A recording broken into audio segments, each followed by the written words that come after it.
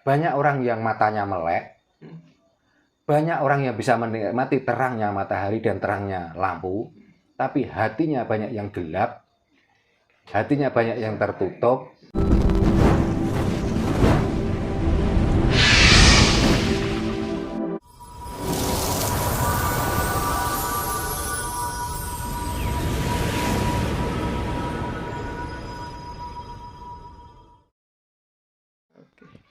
Rahayu Mbah Darno. Iya, Rahayu. Saya itu pengen tahu umpama zaman dulu sebelum ada jam gitu kan, Mbah. Iya. Nah, orang Jawa sendiri itu untuk menentukan waktu itu bagaimana gitu, Mbah? Monggo. Yes. Sebelumnya mengucapkan selamat petang ya. Selamat berjumpa kembali. Dan selamat datang untuk tamu kita yang dari Purbalingga, Pak Yusro ya. Salam Rahayu, Rahayu, Rahayu Sagung Dumadi, Rahayu Sagung Tumitah, Rahayu nggak benanggih. Rahayu. Ya, pertanyaan Rizal tadi, sebelum ada ketentuan waktu yang secara nasional ya, bahwa sekarang itu jam sekian dan pertanda untuk orang Jawa itu apa ya. Sebelum ada ketentuan waktu yang pada umumnya dipakai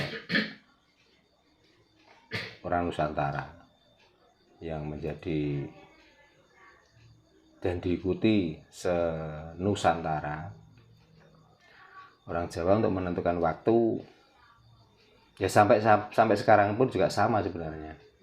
Di saat matahari baru terbit, karena waktu itu belum ada jam ya, orang Jawa sudah menandai bahwa itu adalah waktu esok ya. Esok itu artinya di antara matahari terbit sampai diperkirakan kalau sekarang ini jam 8 lah. Menjelang jam 8 ke atas sampai jam 11, orang Jawa menandai itu waktu awan ya. Awan bukan berarti mendung, tapi awan itu adalah pertanda bahwa waktu itu sudah mulai masuk pada waktu agak panas.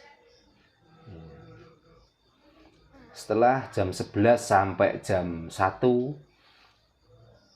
orang Jawa menandai waktu itu adalah waktu beduk. Jadi beduk itu bukan berarti kayu yang bulat dilubangi lalu ditutup dengan kain, dengan kulit, bukan itu.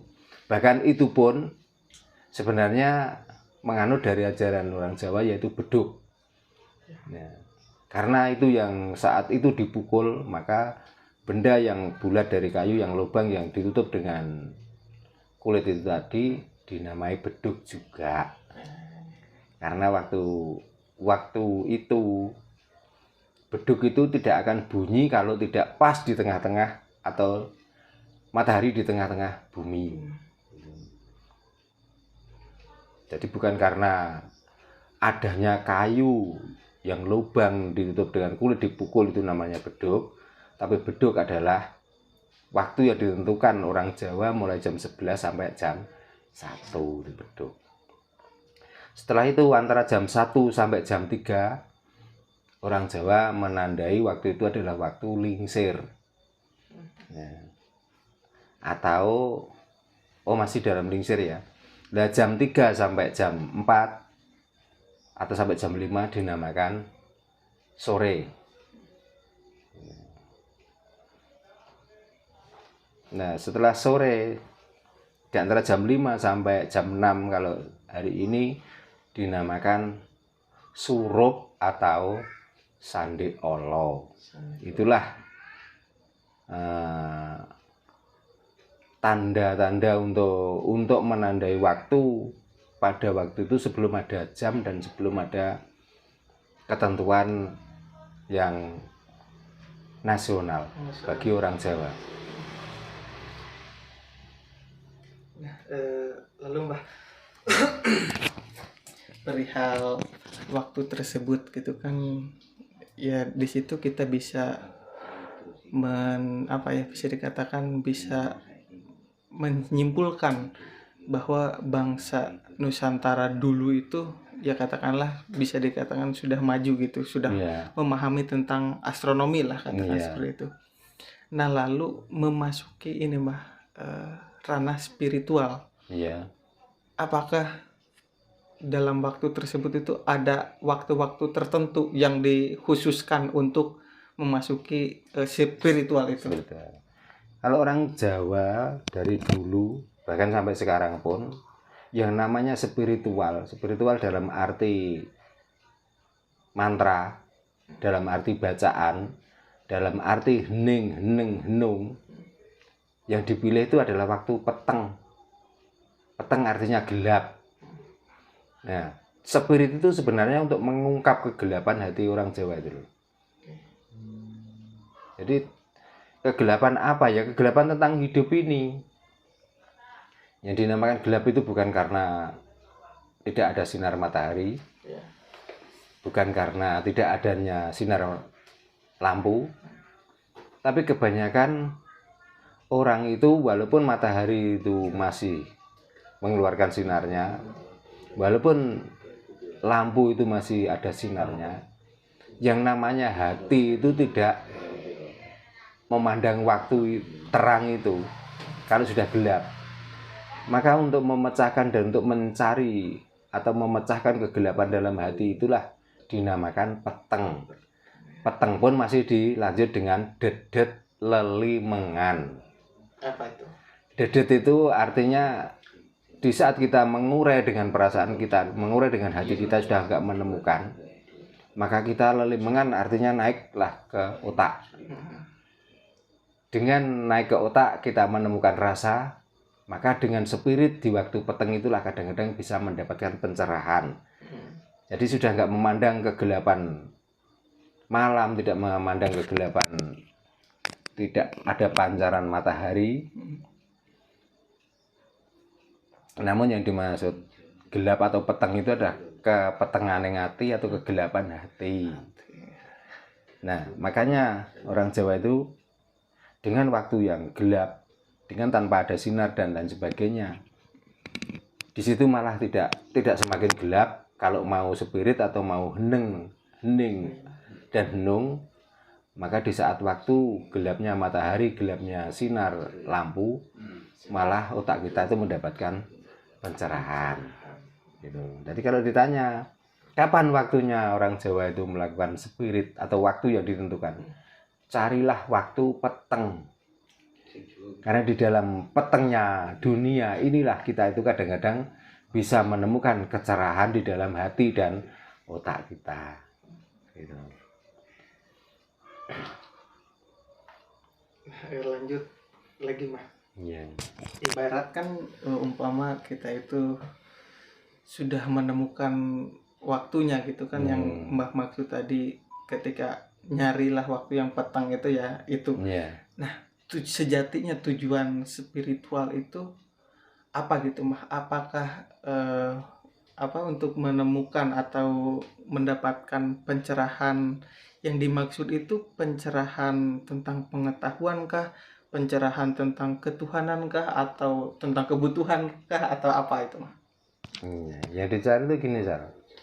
Karena belum tentu mata kita melek memandang itu bisa mengartikan dengan pandangan atau dengan kemelekan kita itu.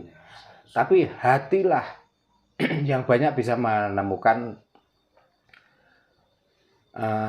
pencerahan dalam dirinya, dalam hidupnya sendiri, tentang Tuhan, tentang masalah, tentang perjalanan hidup, tentang bertetangga, lebih-lebih tentang bernegara, tentang beragama, dan lain sebagainya.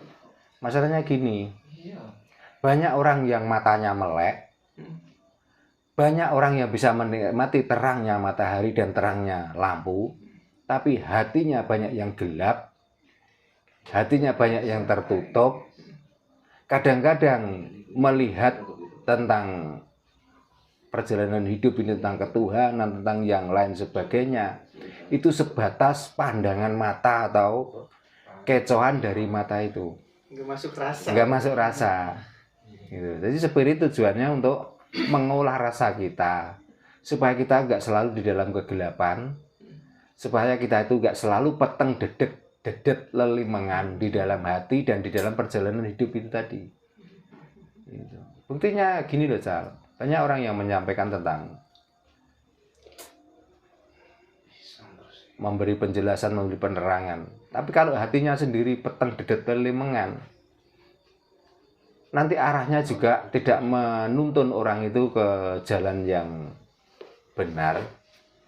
Malah kadang-kadang menuntun orang itu malah diajak di jalan yang kesasar atau sesat atau terjerumus. Nah, seperti itu.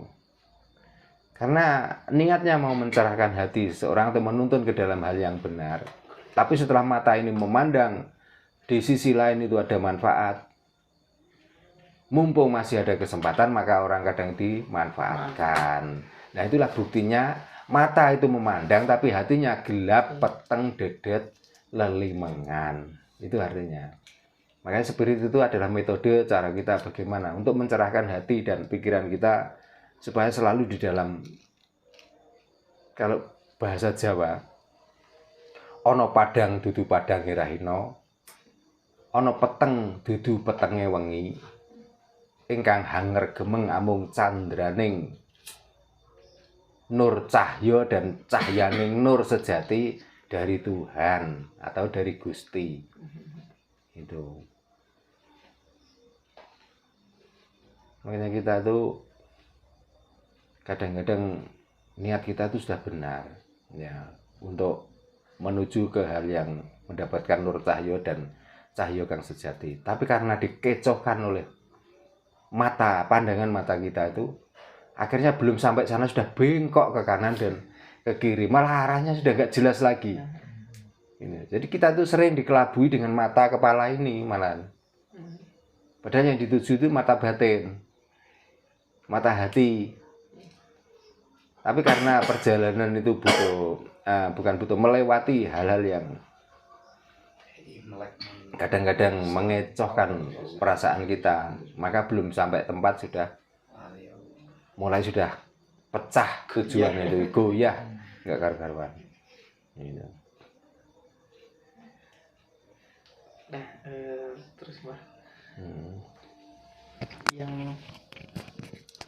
yang bisa mempengaruhi itu katakanlah kita analogikan tujuan lah, katakanlah nur cahya itu tujuan untuk mencapai nur cahya tersebut gitu. Biasanya yang menggoyahkan itu tuh apa gitu mah? Apa berasal dari diri sendiri atau di luar diri ini? Katakanlah. Makanya orang spirit itu kebanyakan merem, Cal.